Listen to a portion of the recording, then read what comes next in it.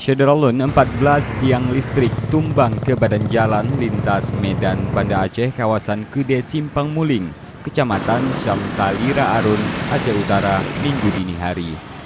Menurut informasi, peristiwa ini terjadi setelah kawasan itu diguyur hujan lebat. Kondisi ini juga mengakibatkan terhentinya suplai listrik untuk Kecamatan Syamtalira Arun dan Tanah Pasir. Bahkan bukan hanya di sini, sampai dengan Kota Lu Semawe itu kita pantau hujan deras.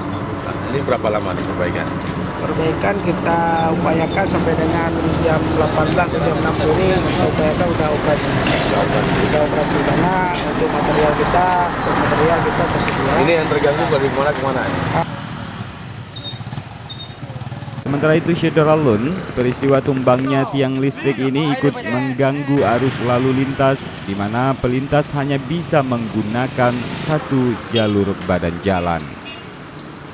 Dari Luk Semawe, Zaki Mubarak, Serambi On TV.